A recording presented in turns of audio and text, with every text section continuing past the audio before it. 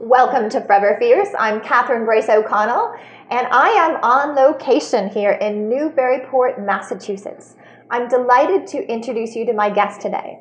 Cheryl Richardson is an internationally recognized coach.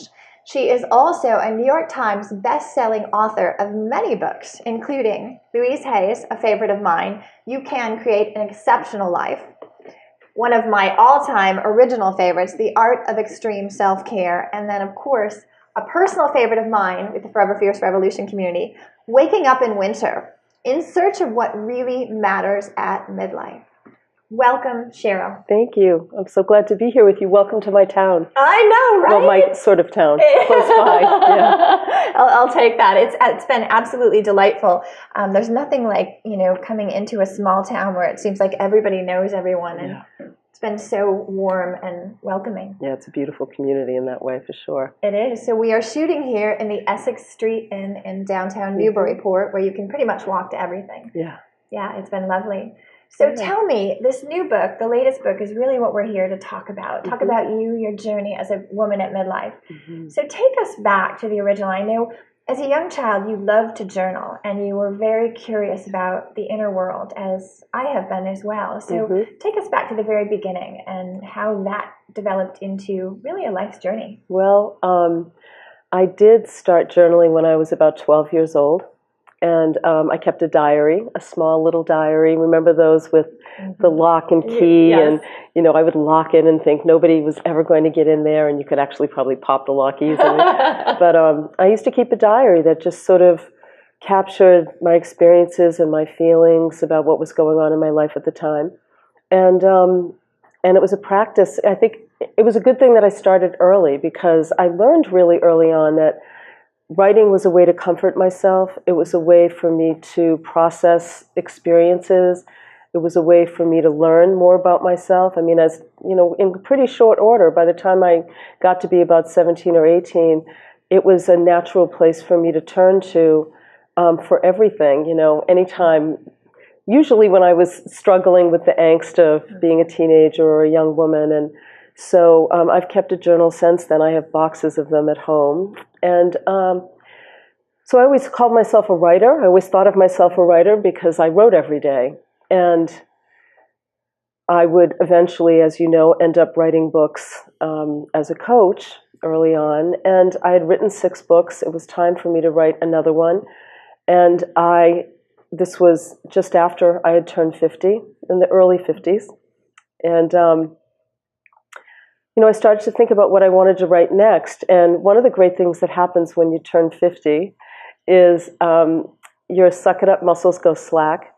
And it becomes so important to really honor the time that we have left. At least that's how I felt. And when I thought about the next self-help book that I was going to write, I just didn't have passion for anything. I had a lot of intellectual interest in certain topics, and topics that I knew would be important to my community. But I began to think of myself more as the artist that I really am. And instead, I needed to pay close attention to the process of creation. What was I going to be really fulfilled and stimulated by creating, the actual process of writing versus just getting an end result. And so I decided, and I tell the story in the beginning of the book, so I won't go into the details of it, but my husband was sort of the catalyst for a decision to publish a journal. I had been a big fan of May Sarton, who was from this, the New England area. She kept journals all her life. Her first journal was called Journal of a Solitude, which really had a profound impact on me as a writer. And it was about the intimate life of a writer. And so my husband just said to me, "You've always loved May Sarton. Why don't you become the modern day May Sarton?"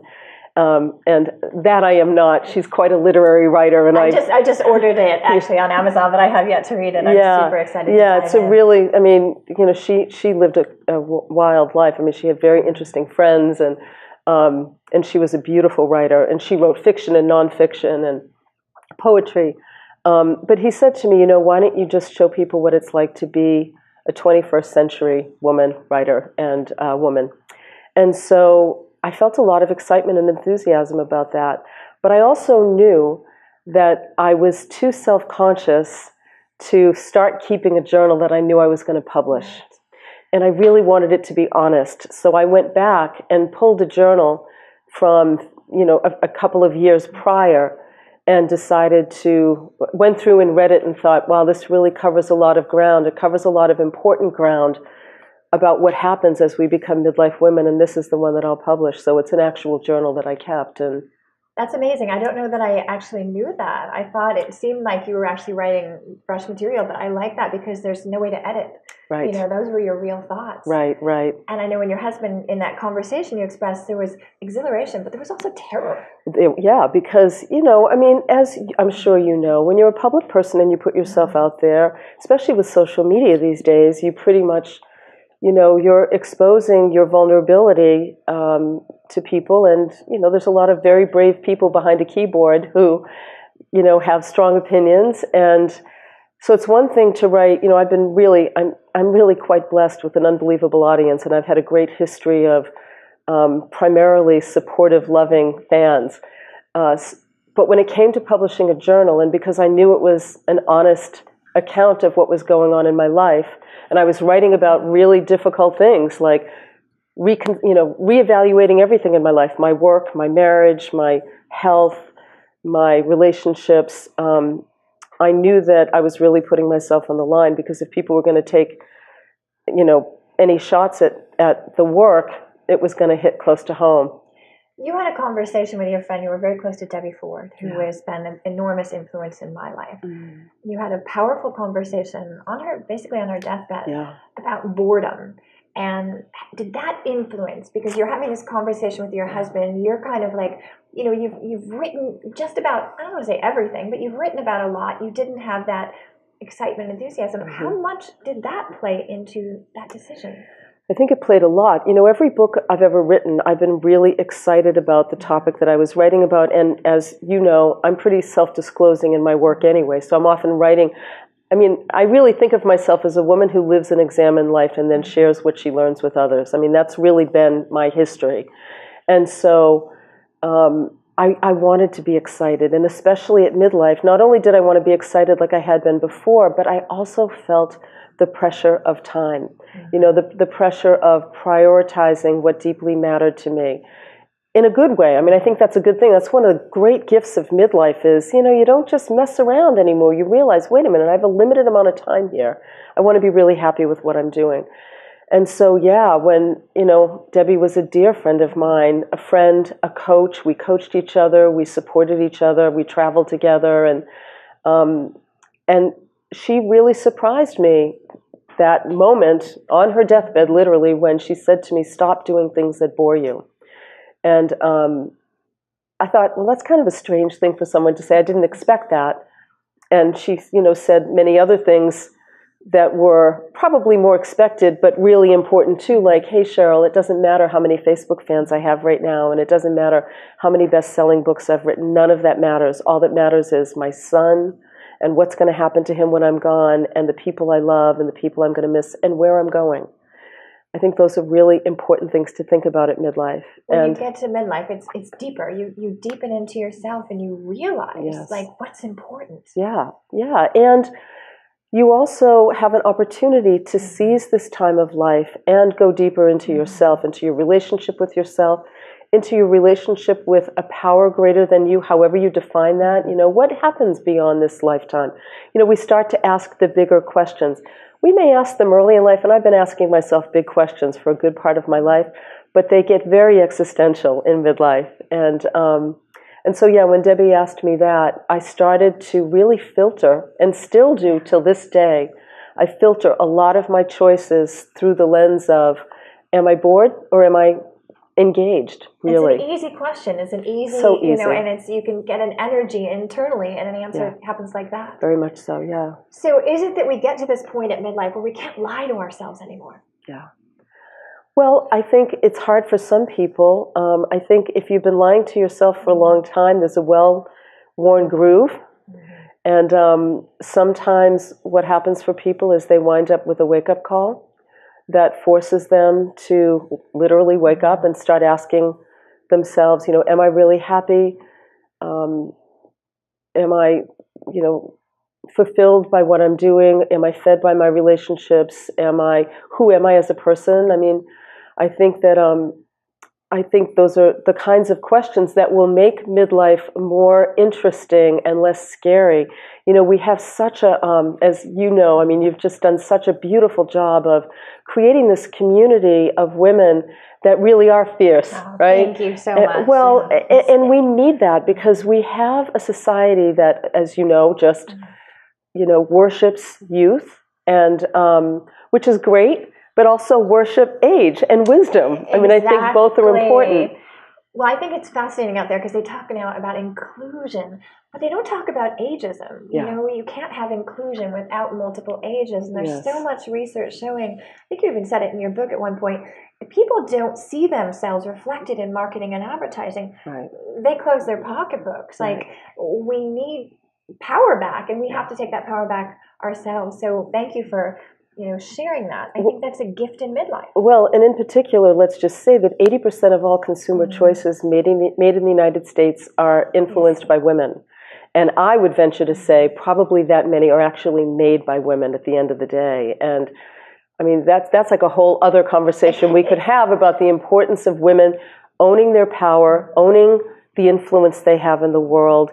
You know, what the world needs right now is more of the influence of the divine feminine, because patriarchy just isn't cutting it. It's not working, is it? No, it's not for men or women. It's not working. Interesting, because one of the guests we were going to have on the show, we were here, and he ended up getting called out to a family thing, was Joseph Coughlin, who heads the MIT Age Lab and wrote a book called The Longevity Economy. He studies the numbers and talks about that. You know, we control 80% of the wealth, too. Women actually over 50. Yeah. And he's like, the future is female, it's female over 50, because we're like the CEOs of our own households, and we're the one actually making the purchasing decisions. Right. That's right. And who do the children turn to? You know, the mothers. That's right. So as long as we're getting in this conversation, what is the answer in your mind to shift this perception of women at midlife and beyond? Well, I always see the answer as an individual challenge. You know, for a long time, great teachers have known that the health of the individual, the emotional, physical, and spiritual health of an individual influences everything. The healthier a parent is, the healthier their children are. The healthier the children are, the healthier bosses they become, employees they become, colleagues, fellow students. And so, to me, at least in my work, the answer has always been about raising individual consciousness, helping people to heal, to grow up, to become more self-aware, to do the work they need to do to take better care of themselves. You know, I mean, I've been teaching self-care for many, many years, and when I think about that, I say it in Waking Up in Winter, that it's really about honoring the soul. It's not about honoring the ego and the personality, and it's really about honoring the soul. And the more, I mean, if you just think about it, if our political system, if our educational system, if our just economic system, financial systems, if people were healthier and more self-aware and did their own individual healing work, the world would be a very different place. And so what does that mean? It means we have to read books and we have to go to therapy. I mean, I've sent more people to therapy over the years than probably very few other people on the planet, because, you know, I think people need to do their own individual healing work. And, you know, it means doing things like taking workshops or taking classes or, you know, whatever, journaling, yoga, like, you know, any of the practices that return us to ourselves. Internally. Yes, connect us internally. And anything that allows us to be brave enough, 12-step programs, great example too, of anything that allows us to go back in time and heal the past so we stop replaying it in the present and the future. All of that work is a profound contribution. And I just want to say that we can never underestimate the power of one being to transform humanity. I always like to refer to Jesus. You know, look at that, right? And exactly. Yeah, I mean, you know, just look at this guy's still around. I mean, this people still talk, you know, and or Buddha, or, I mean, you can look at Muhammad, you can look at any of the great early masters, Yogananda, somebody who's deeply important to me. You mentioned his book many times. I love Autobiography of a Yogi. Yes, and so these individuals had a profound impact on the planet and continue to this day, and they were just one person. Well, even just like you said, the power of reading and reading a book. David Hawkins was I love David Hawkins, who passed away. And he talked about, you pick up those books and your level of consciousness would raise just by the vibration of the book and having that sort of intention to raise your consciousness through that book. I love that. Yeah, his book, Power versus Force, really was a brilliant, took a brilliant look at consciousness, the hierarchy of consciousness, and how we can actually measure the elevation of our own level of consciousness. Autobiography of a Yogi is a great example. Just reading that book alone. That's it. You don't even have to want to become more conscious. You will be after reading that book. Exactly. That's right. It just somehow just comes into your energy and raises that vibration. Yeah. So something you brought up earlier about mothers and women in our culture, I think what we're doing is really trying to shift a culture. So mothers, women grow up sort of taking care of everybody else, and their needs go by the wayside. And it was a powerful Oprah moment where I think it was a woman stood up in the audience, and she was a mother, and she had gotten sort of, I can't remember the total details, but you were coaching her, and you talked about we have to fulfill ourselves in order for our children to be happy, because we have such a tendency, this is where extreme self-care comes in, right? But as moms, we're not taught that.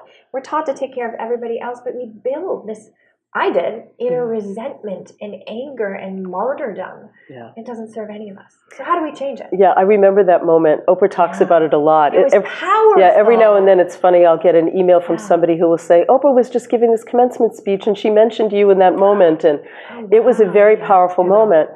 Because that was based on my first book, Take Time for Your Life, and I talked about the Absolute Yes List, which was a list of 5 to 7 priorities. And I said to mothers that you have to put yourself at the top of the list before your children, before your partner or your spouse, and that your self-care needed to come first. And I have no children, so there was like a revolt in the audience from all of the mothers who were like, what are you talking about? Our children come first. And I remember Oprah said, she probably doesn't even remember this, but I remember she said to the audience, hold on a minute. She's not talking about leaving your kids out in the street and having a Calgon moment. I love her. She just gets right to it. Yeah. But I was talking about the importance, because mothers have such a profound influence on adult behavior. Mothers and fathers do, by your presence or your absence, along with what you do during the time that you're raising your children. And so it's really simple. Whenever I'm talking in front of an audience, I can be in front of an audience of 3,000 women, and I'll just ask them this. How many of you know that if your mother took better care of herself during your childhood would have been better? And every single hand goes up. And then I just let that speak for itself. And that's it, right? Right, because children don't want a resentful mother, and they don't want a frustrated mother, and they don't want an unhealthy mother. And they can feel it. Without a doubt. Children are little energy beings. They feel everything. They're like animals in the most beautiful way. They're energy beings, and they pick up on the energy in a room. And so it's a real gift to everybody. And it's not only a gift to everybody. I mean, at this point in time, I would say it's a profound gift to the planet that women take better care of themselves, because the guys aren't doing such a great job with running things. We're in a little bit of trouble here. Some guys are. So this is not a blanket statement about all men. Yes, because there's a lot of men that I love, but let's face it, a lot of the men that have power in this world are not doing a very good job of taking care of it or the people in it. And I think that it's time for us to have a shot.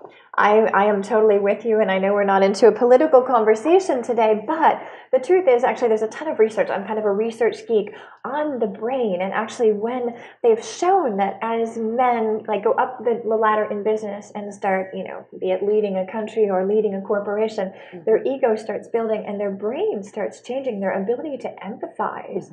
And, all these qualities that we need to actually have compassionate leadership go away, literally. Yeah, and I would say that in my experience as somebody who's been a business coach for many, many years, I wouldn't say that that's a gender issue. I'd actually say that if you increase your level of success without consciousness, the ego takes a really strong hold. Interesting. And the external power becomes very important, and everything that represents power, authority, money, influence, those are the things that get overdeveloped. And without consciousness, I mean, this is also an issue we have now with technology. Technology is increasing at such a rapid rate, but what isn't increasing is our consciousness level. Isn't it? It's amazing. And when you have rapid technological increase without an increase in We're not consciousness, keeping up this way, exactly. you have trouble on the planet. Yeah, interesting. Well, that's that book. David Hawkins talks about that. Exactly. True power versus force. That's right. What we've been taught is the opposite. It's real force out there. It's not true power. Right. True power comes from within, and there's no other way. Right. Yeah, so we live in this world where we're basically taught outside in, but life really happens inside out. And we grow up and we build these layers of the onion. And then what I feel like is we hit midlife, and they call it midlife crisis. I call it a midlife awakening. Yeah. Then we spend the rest of our lives unpeeling the layers and all the things that we've built up around us, around this false sense of self. So there's a better way, isn't there? Well, hopefully that's what we do. I mean, I think that that's a great idea, and I love that you call it midlife awakening. You know, Jung talked about the different personalities that exist within one, the light and the dark, the shadow. You know, Debbie Ford's work was so much about the shadow, light and shadow work. And a lot of times, you know, what I've realized in my own life, and I see it so much when I go back and I read Waking Up in Winter every now and then, I'll open it up and I'll read an entry and I'll think, oh, I see what was going on. That, you know, the first half of our lives, generally speaking, we really construct a certain personality. And that personality is created in an effort to, it starts very young, and it's like a defensive position, right? We're defending ourselves against a world. And nowadays, you know, when I think about the kinds of personalities that our children need to create to defend themselves against a much scarier world than we had when we were very young, right? World. Yes. But so the first half, we build up this personality, this structure that isn't really us. Right. It's in reaction to everything outside of us. And then we hit midlife, and there's a calling. Joseph Campbell understood this when he talked about the hero's journey. Suddenly there's this kind of discomfort. You know, I'm not so happy at my job, or, you know, I'm not so happy with my husband or my wife or my partner, or, you know, I don't know if I really like where I'm living. You know, I don't feel comfortable in this body. Like, things start to just not feel comfortable. It's almost like a snake that's molting, right? The skin starts to feel too tight. And other parts of us call to be expressed. Now, this is what typically would be called the midlife crisis, you know, the man getting the red Corvette. Right, exactly. Leaving his wife for a younger, yes, whatever that kind of thing. Really, and Esther Perel, you know, writes so beautifully about, you know, her work is so beautifully about things like midlife affairs aren't really about sex in the relationship. They're really about unlived life. This is my words, not hers, but unlived life, the desire to express other parts of us that aren't being expressed. So to me, the idea of a midlife awakening is exactly that, wait a minute, let me slowly dismantle this personality that I've created. Bless it, because it's kept me safe. Exactly, it had a purpose. But let me start to reevaluate this personality. What works for me? Does this body work for me? Does these friendships work for me? Does where I live work for me? How do I feel about the work that I'm doing? You know, let me start to reevaluate everything, which is exactly what I ended up doing. And I may not know what's next. As a matter of fact, if you're doing it the right way, you probably won't know what's next, because a majority of our time initially at midlife, I think, needs to be spent on dismantling, letting go. In the present moment, like you said, not knowing necessarily what's coming next, but just staying right here. That's right. All right. So one thing, we were just talking about something I think very important, and there was, hang on, oh shoot, I just lost that part, but here's another one. So I want to read something from your Waking Up in Winter. It says, endings. We're talking about this midlife crisis. Endings.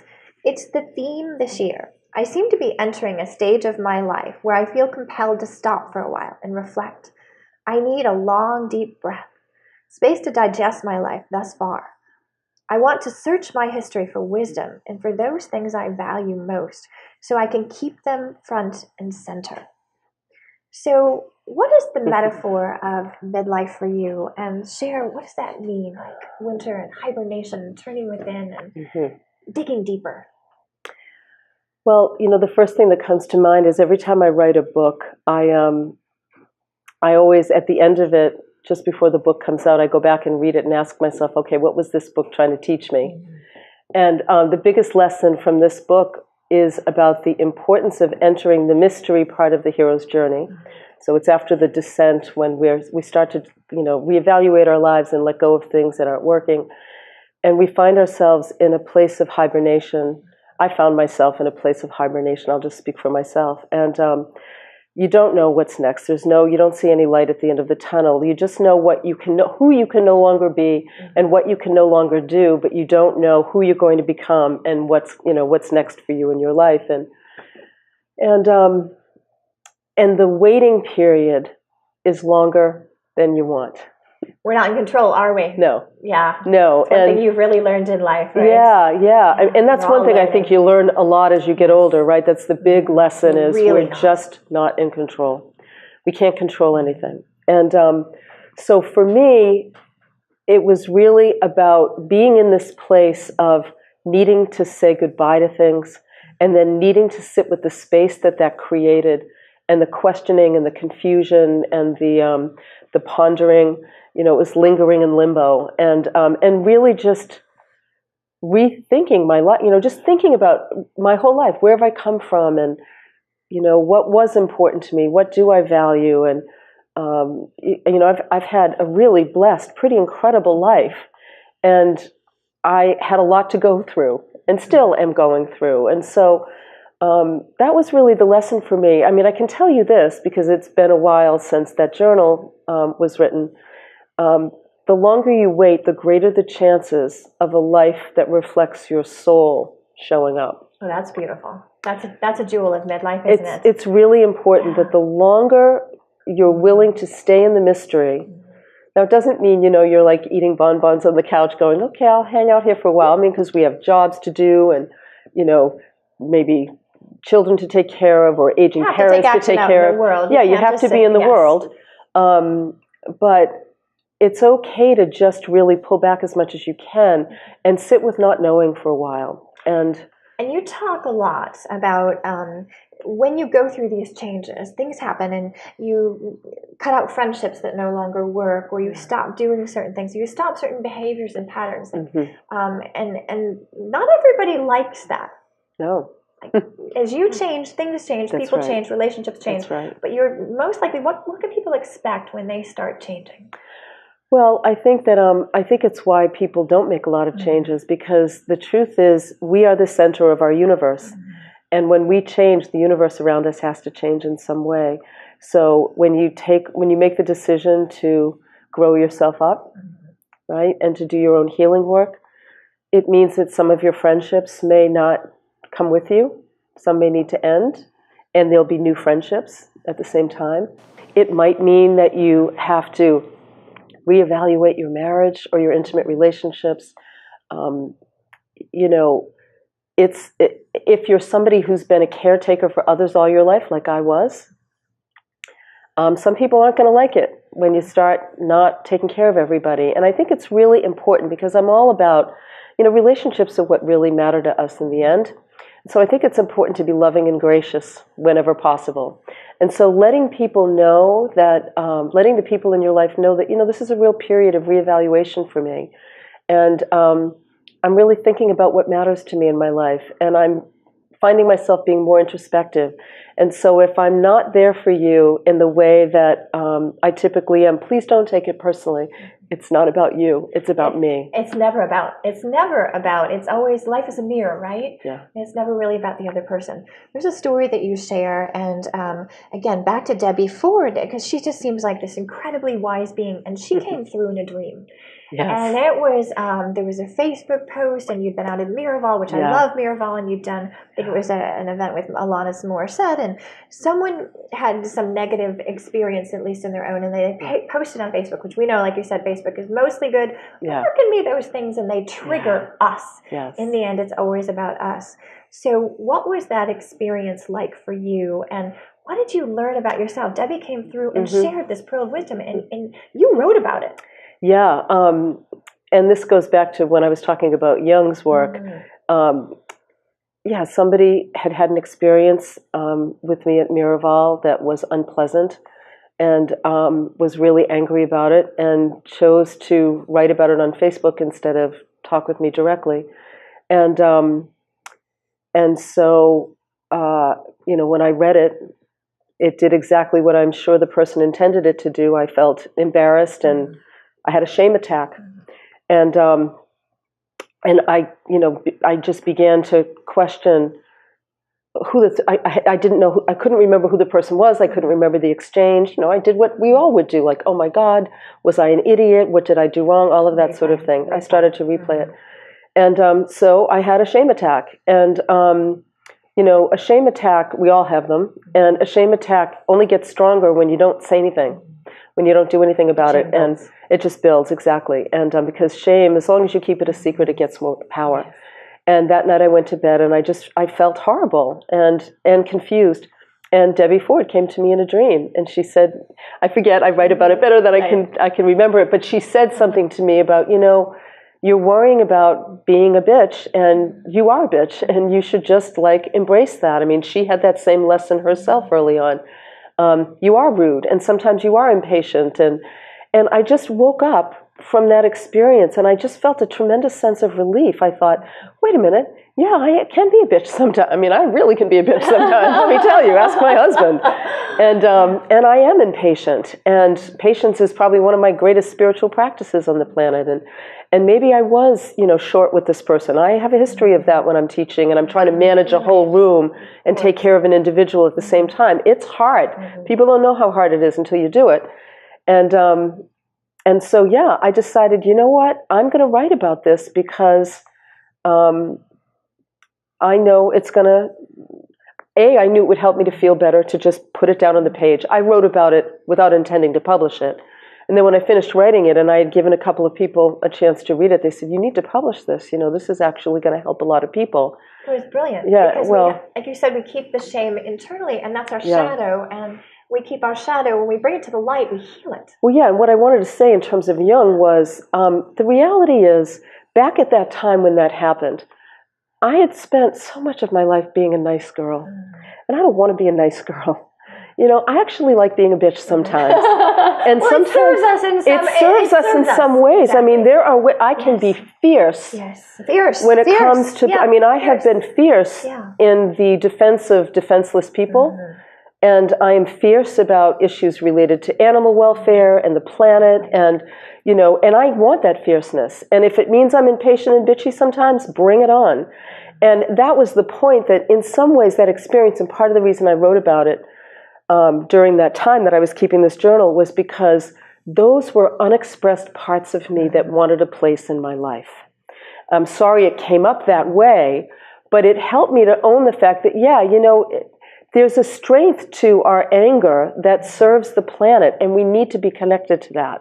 Well, we have all parts of ourselves. That was very Maya Angelou. When she would encounter somebody and maybe have a negative experience, she would always look at what was going on in her, what part of her, played in that. Like, I think it was when you first met Debbie at the Boston Park Hotel, and you had this experience going through the shadow, and this little girl came up who was greedy or whatever. There's certain times. You really did read the book, didn't you? I do, but I'm such I appreciate that so person. much. Yeah. It really allows us to connect, and it's so important because we want to hide those things and instead put them out there, because they're parts of us that serve us. Well, and that's what I wanted most of all. When I decided to publish the book, I feel like there's so much how-to advice available now.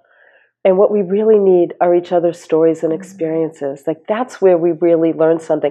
Those are the things we hang on to. It's the stories we remember. It is what we remember. And they become these teaching tools that we can use in our lives. And what I really wanted was the reader to read my journey and go, oh, and this is what's been happening. I get these beautiful emails from women saying, oh my God, thank you. I'm not alone. Right. Like, I'm going through this too, and I didn't even know how to put words to it, and thank you for putting words to that. It lets me know I'm going to be okay, and I see where I'm headed, you know? So when you have the gift of writing, it's an instant connection, and when you put that personal touch, we don't feel so alone, and that shame goes away, and we give ourselves permission to open up too. And you know, it's interesting. My daughter, I have been posting, like much like you, I post very real, raw, and vulnerable. And I was sharing an experience when I was at Vanderbilt University. Outside looking in, everything looked perfect, but inside, I was a mess and had no self-esteem, and it got me into a lot of trouble in life. And talked about depression and all these things. And then the next day she posted, and she's an actress, and she has been acting for 23 years. And those walls are up, and she doesn't. And the next day it was the 2 suicides happened, Kate Spade and Anthony Bourdain. Yeah. And she opened up and she said, to keep it real, I've been suffering depression for over 10 years. And I was sobbing. And she said, Mom, it was you, because you wrote about it. We have to open to what's going on in our inner world. Yeah. So, and there's, speaking of that, there's a quote in here which I think this is really powerful, because we're all about, you know, women at midlife and beyond. And to me, midlife isn't an age, it's an experience. I don't want to tell you when you hit midlife. It isn't halfway through our life, at least in my experience. It's when the world starts treating you differently, or you start feeling differently about yourself. So the interest in my adolescent years came back with a vengeance as I headed toward menopause. Years ago, Christiane Northrup, an expert on women's health, said something to me that turned out to be a foreshadowing of things to come. During menopause, you'll have a chance to visit your adolescent years to heal and deal with anything that hasn't been dealt with yet. And you'll rediscover desires that may have been suppressed around the time of puberty. That is powerful. You discovered, like, dancing. I mean, there are all these parts of yourself that you singing, which is incredible. So and gardening, and you know, when I was a young girl, I loved putting my hands in dirt and growing things, and being in nature, and walking in the woods, and being by the ocean, and you know, so many of the things that were of interest to me at a period in time when a lot of girls start to get kind of indoctrinated into the system, and what they're passionate about and excited about and interested in and stimulated by goes by the wayside, and suddenly you're just either, you know, you're put in the queue, and you go become, I mean, back during our time, you become a nurse or a social worker, or you get married and you have a family, and exactly. And there are many women, I think that's the beauty of, like, the younger generations now. They're coming in different, and they're coming in wanting more, and you know, leaving a job because it doesn't serve them, passion, purpose. They don't have those, you know, that inner resonance. So for you, to me, I see midlife is the most powerful time, an incredible gift. What's been your greatest challenge, and what's been your greatest gift? What's been my greatest challenge and my greatest gift of midlife? Those are good questions. I think that the challenge has really been,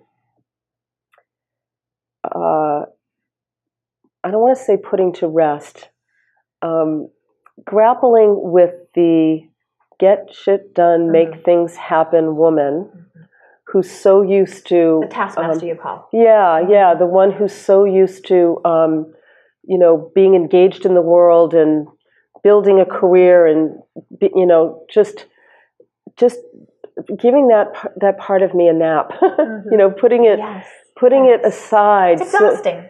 So that I can really be more connected to what matters to my soul at this time. Those things have been really, I've had an amazing career, a very fulfilling and satisfying career. And, but it's been a real challenge in a big career. So because it's a big career, it's pretty loud. And I've had to quiet that down so that I can really stay allegiant to my soul and what matters to me.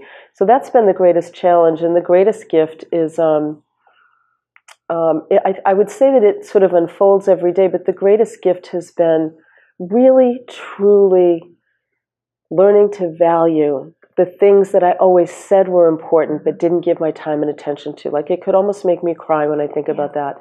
Beauty is so deeply important to me. Nature is so deeply important. Animals are so important.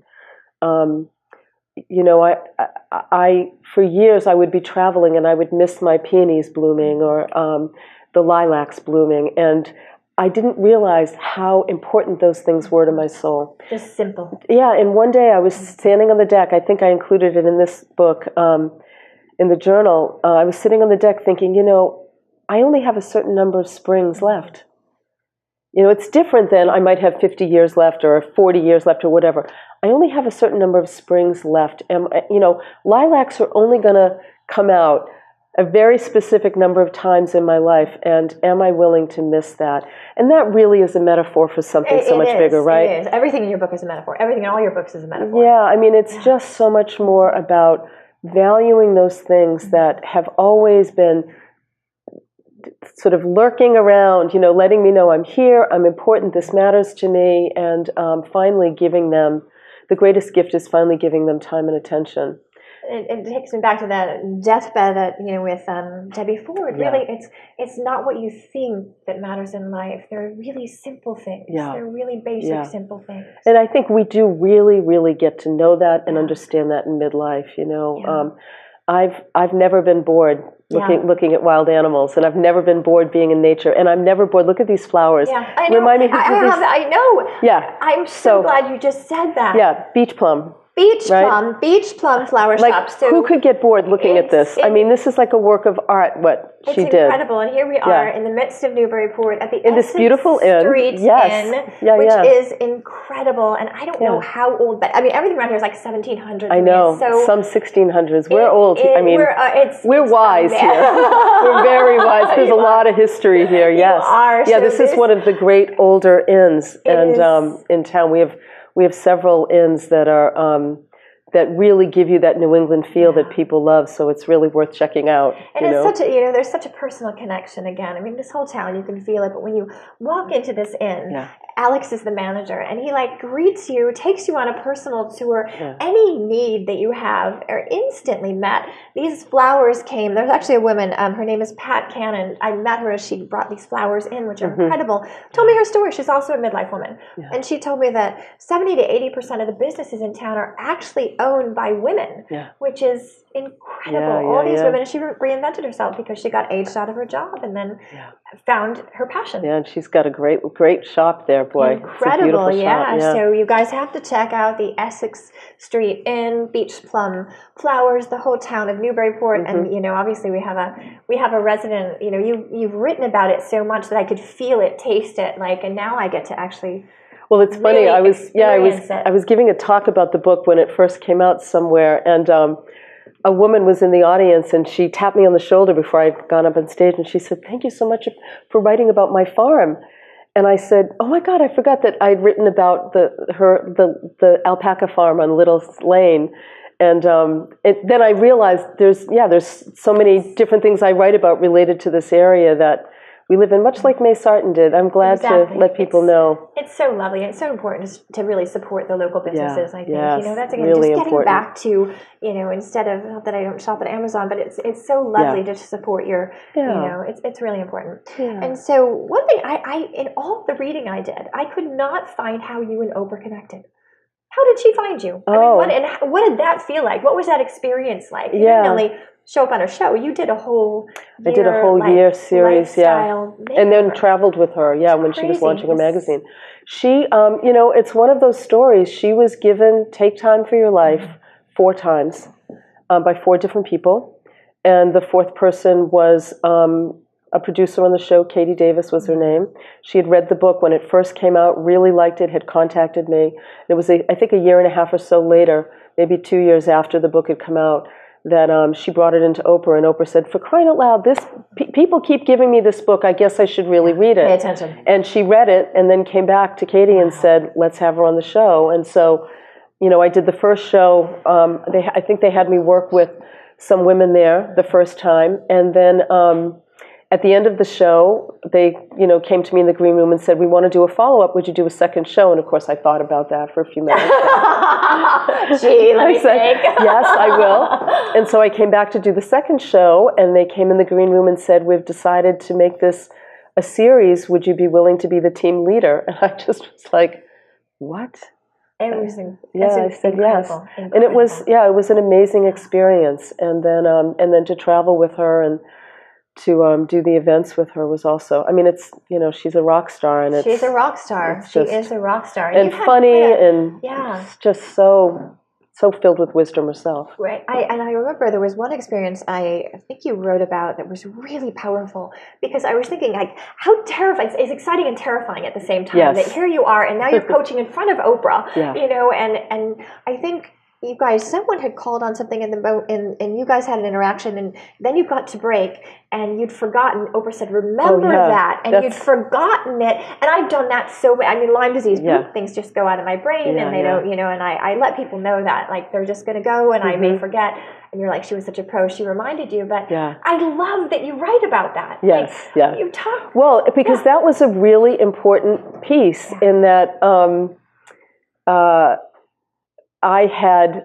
We were doing a show about 9/11, and we were talking about, it was right after 9/11, it was early November, I remember, because they wanted me to fly to Chicago. My husband didn't want me to fly, understandably so, but it was about dealing with tragedy, and I said to him, I can't not do this, I have to be there, and so she asked, we were talking about grief during one of the breaks, and when we came back on, she said, that was really great what you just said about grief, tell the audience, and I looked at the camera and I went, I couldn't remember, like I went blank, and then she picked it right up. But the important part of that story was, a few months before that, I had been given a speech at a conference with Debbie Ford. Debbie had gone on before me, and when I came off stage, I said to her, I really look forward to the day when I'm not so afraid of what other people think anymore, because I really want to be able to let loose and be who I am. And she said to me, you're not afraid of what other people think. You're afraid of what you think and how you're going to beat yourself up when you get off stage.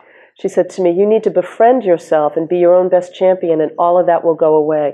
So on that particular day, I made up this little mantra, even if I suck, I'll love myself anyway. And when I came off the stage that day after Oprah, I would have normally beat the daylights out of myself, but I didn't. I said, you know what? So I forgot. Everybody forgets. And then, I just shared the story so that people can learn from that experience as well. I think that's incredible wisdom, and I know we're going to start wrapping up, and we want to make sure we're people to find you. But for me, we talk about self-love all the time, but in the end, isn't that the key to everything? Absolutely. Absolutely. It really is about, Louise Hay said to me, Louise Hay, right? You will be with you longer than anyone else on the planet. Why not make it a good relationship? Yeah, and you are. Yeah, and you've helped me tremendously, really, over the years. I mean, I've been following you probably 20 years. Wow, thank you so much. Forever. You're like my online family. I'm so blessed. I appreciate that so much. I really do. I do feel like I have a cadre of people that have been with me a long time, and I really do think of them as my extended family, and I appreciate that a lot. I really do. It means a lot to me. Yeah, there's such a personal connection, and now my dream, not only am I here in Newburyport, with you in the Essex Street, and incredible experience, you're a member of my community, Forever Fierce Revolution. Yeah, there you go. There you go. I posted on Facebook today. Oh, you did? Yeah, I did. Yay. Thank you so much. Well, it is amazing being a woman at midlife. It is a fierce time, and to me, that just means the most beautiful time. Yeah, thank you for what you're doing, too. Oh, it's really great. Thank you. I really appreciate that. So now, people, you're doing many different things now and hosting retreats, and you've been, like you've been changing everything. You don't want to so much be, I don't want to say all out there all over the world. You want more of a personal connection. You do retreats, and you work with people in different ways. So I mean, I've actually really cut back. I don't travel as much. I travel infrequently, and I do host 2 retreats a year in York, Maine. Nice. So it's a little bit north of here. Bucket list. Well, anytime you can come as my guest. Oh my God! Okay, sign me up. Yes, and I just do that for a small group of women. Sometimes men and women. The next one is for men and women, because I really do like a more intimate connection, and I really want to work more deeply with people so that they actually, something changes in a fundamental way when they come and when they leave. Because that's ultimately, as a coach, what I really care about is how people's lives change afterwards. So your website is Cheryl Richardson? CherylRichardson.com. And you do Facebook Lives regularly? Yep. So people can follow they can find me under Cheryl Richardson on Facebook, and I'm on Instagram and Twitter under Coach on Call, because Cheryl Richardson was taken long ago. So, and I love, every day I post a gratitude list on Instagram with an image of something beautiful that was, an image of beauty for me. So, yeah. It's amazing. And then you also, sometimes I see you popping up on Louise Hay's page. Yeah, sometimes I do. Facebook Live I'll do Facebook Live. When I have time, I'll go over and either on Heal Your Life or Louise's page, I'll do, just reach out to her people who are still just so, sad at her being gone. Amazing. So, yeah. So one last question. You have worked toward with some of the greatest icons in the spiritual self-help arena. Who haven't you worked with that would be, if you would have a dream, alive or passed away? Who's anyone? Oh boy, who haven't I worked with? Alive or passed away? Well, there's so many there's passed so away. Many. Yeah. Who would be a top of your list? I'm trying to think of somebody alive. Well, I mean, I think of like the dead ones. Like I would love to, hang out with Jung, and would love to hang out with Yogananda, and Mother Mary would be really awesome. And awesome. that would be really terrific. And I really have to think about that. That's a great question. It is. I mean, why not dream and we can actually still connect, as we know. Energy, it's all energy. Yeah. So thank you so much for being here in this incredible experience. Oh, thank you for coming to my neck of the woods. I appreciate that. Yeah. So, well, welcome to Forever Fierce, and hopefully I will see you next at your own retreat. Great. So in the meantime, thank you for tuning in, everyone. Cheers, beauties. Stay fierce.